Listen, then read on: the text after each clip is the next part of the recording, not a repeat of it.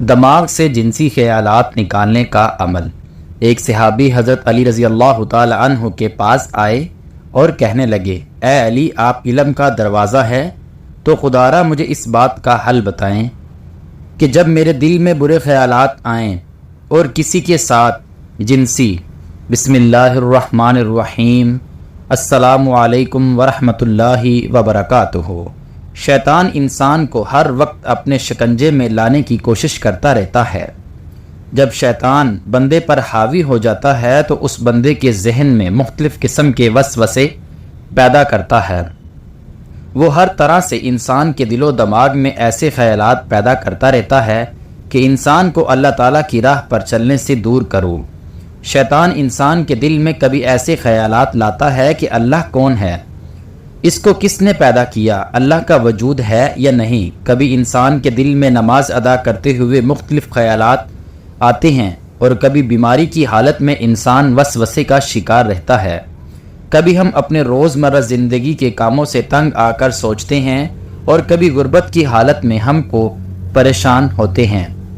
کبھی ہمارے مسلمان بھائیوں کے ساتھ ایسا ہوتا ہے کہ باجماعت نماز ادا کر رہے ہوتے ہیں اور نمازی کے دل میں ایسے خیالات آتے ہیں کہ اس کو پتہ ہی نہیں چلتا کہ وہ نماز میں کیا پڑھ رہا ہے۔ انہی خیالات میں نمازی گم ہوتا ہے اور ادھر امام صاحب سلام پھیر دیتے ہیں۔ اس طرح ہم سوچ میں پڑے رہتے ہیں کہ ہم نماز اور روزہ حج کیوں ادا کرتے ہیں۔ سب سے زیادہ مشکلات ان لوگوں کو پیش آتی ہے جن کے ذہن میں جنسی وسوسے شیطان ڈالتا ہے۔ جب شیطان کسی عورت کو آپ کے لیے انتہائی حسین کر کے آپ کے دل و دماغ پر حاوی کرتا ہے تو پھر انسان پوری طرح سے شیطان کے شکنجے میں چلا جاتا ہے، کیونکہ جنسی خواہشات ہی تمام برائیوں کی جڑ بن جاتی ہے۔ انسانی ذہن گندے خیالات کا مرکز بن کر رہ جاتا ہے۔ آخر یہ سارے خیالات ہم کیوں لاتے ہیں؟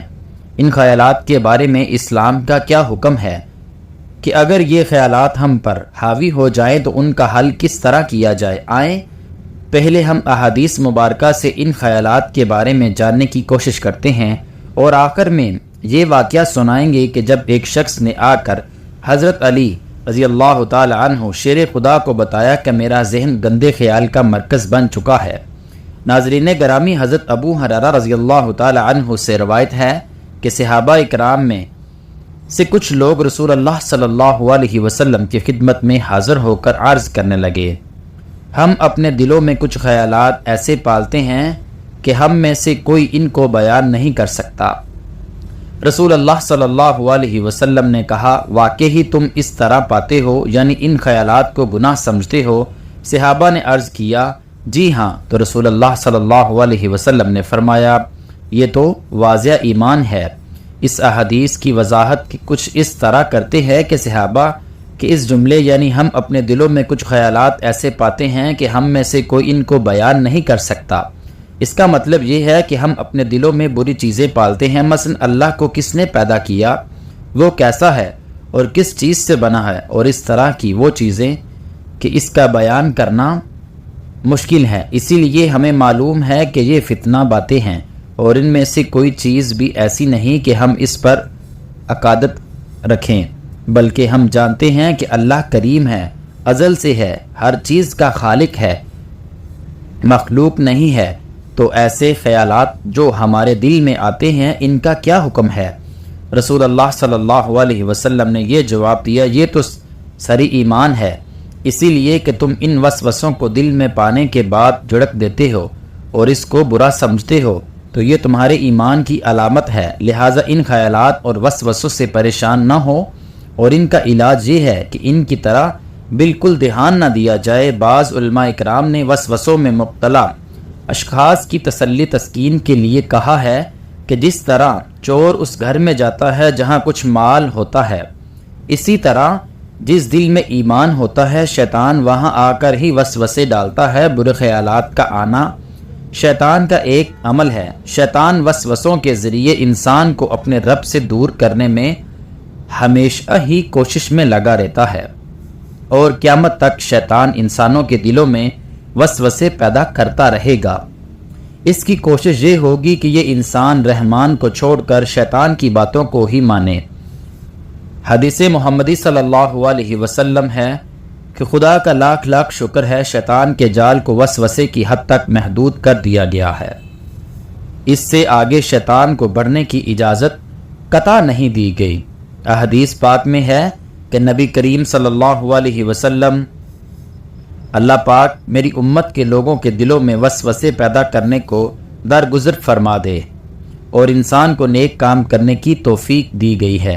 مومن کے دل میں وسوسوں کے پیدا ہونے سے مومن کو گناہ نہیں ہوگا، بلکہ مومن جو نیک کام کر رہا ہوگا اللہ پاک اسے نیک کام کے بدلے میں نیکیاں عطا کرے گا۔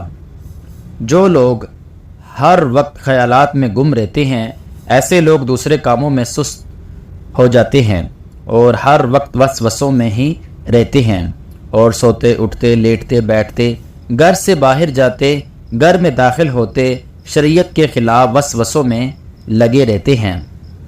اس طرح شیطان ایسے انسان کو کبھی بھی برے خیالات سے آزاد نہیں ہونے دیتا، وہ ہر وقت انسان کو شریعت کے خلاف بھڑکاتا ہے تاکہ انسان زیادہ سے زیادہ سوچنے اور ہر وقت دماغی تھکاوٹ کا شکار رہے اور اس کو اللہ کی طرف رجوع کرنے کی فرصت ہی نہ ملے۔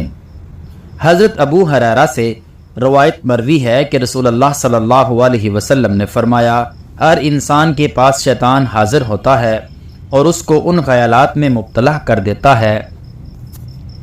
آسمان کو پیدا کرنے والا کون ہے؟ زمین کو کس نے پیدا کیا ہے؟ یہ سارا نظام کون چلا رہا ہے؟ نعوذ باللہ شیطان انسان کے دل میں یہ تک خیال لاتا ہے کہ اللہ کو کس نے پیدا کیا، وہ کون ہے؟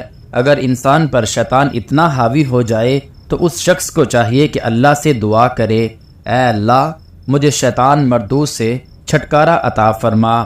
ایک اور احادیث میں ہے کہ حضرت ابو ہریرہ رضی اللہ تعالی عنہ سے روایت ہے، رسول اللہ صلی اللہ علیہ وسلم نے فرمایا، لوگ ہمیشہ ایک دوسرے سے پوچھتے رہیں گے یہاں تک کہ یہ بھی کہا جائے گا کہ مخلوق کو اللہ نے پیدا کیا تو اللہ کو کس نے پیدا کیا۔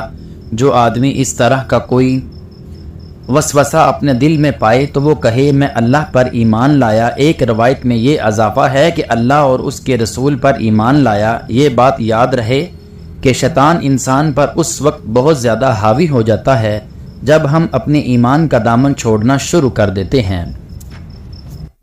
ہمیں چاہیے کہ ہم اللہ کی عبادت میں اتنا مشغول ہو جائیں کہ شیطان خود بخود ہی بھاگ جائے کہ یہ مومن میرے شکنجے میں آنے والا نہیں۔ ہمیں 5 وقت کی نماز باجماعت ادا کرنی چاہیے، قرآن پاک کی تلاوت ہر روز کریں، عمرہ حج زکوٰۃ ادا کریں، ہر وقت اللہ کا ذکر کرتے رہیں اور اس بات پہ یقین رکھیں کہ اللہ ایک ہے، اس کی نہ تو کوئی اولاد ہے نہ ہی اس کو کسی نے پیدا کیا، وہ واحد ہے اور وہی عبادت کے لائق ہے۔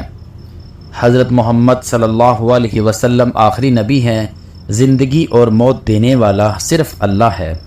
حرام کمائی سے اجتناب کریں، حرام کی کمائی کھانے سے بھی شیطان انسان پر حاوی رہتا ہے، اس لیے ہمیں حرام سے بچنا چاہیے۔ اگر یہ باتیں ہمارے ذہن میں چھا جائیں تو شیطان کبھی بھی ہم کو شرک جیسے خیالات میں نہیں ڈال سکتا۔ پیارے ناظرین، ایک دفعہ ایک شخص حضرت سیدنا مولا علی کی بارگاہ میں حاضر ہوا اور عرض کرنے لگا، اے علی، مجھے ہر وقت برے خیالات آتے رہتے ہیں، میں ان سے کس طرح چھٹکارا پا سکتا ہوں؟ حضرت علی نے فرمایا، حرام کی کمائی اور حرام کے کاموں سے ہمیشہ اجتناب کرو، کیونکہ حرام کی کمائی اور حرام کے کاموں کی وجہ سے ہی انسان کے دل میں برے خیالات آتے رہتے ہیں۔ جب بھی تم حلال کی کمائی حلال کی روزی کے لیے کھانے کے لیے اپنے دسترخوان پر بیٹھو تو یا غفور یا اللہ یا رحمان پڑھ کر پھونک مارو۔ آپ اس عمل کو اپنا لوگ لو تو تم برے خیالات آنا بند ہو جائیں گے۔ لہٰذا ان وسوسوں کے علاج کے لیے اللہ سے پناہ مانگتے رہو۔ اگر ہر نماز کے بعد آپ ان 4 کلمات کا ورد کریں گے تو ہمیشہ ہی سے آپ جنسی خیالات اور ہر طرح کے شیطانی شکنجے اور وسوسوں سے بچے رہیں گے۔ اللہ سے دعا ہے کہ وہ ہمیں حق حلال کی روزی کمانے کی توفیق دے اور ہمارے تمام وسوسوں سے ہمارے دل کو پاک اور ہمیں شیطانی اعمال سے دور رکھے، آمین۔ ناظرین، کومنٹ باکس میں اللہ تعالیٰ کے 99 ناموں میں سے ایک نام ضرور ٹائپ کریں۔ ویڈیو اچھی لگی ہو تو لائک کریں۔ جزاک اللہ۔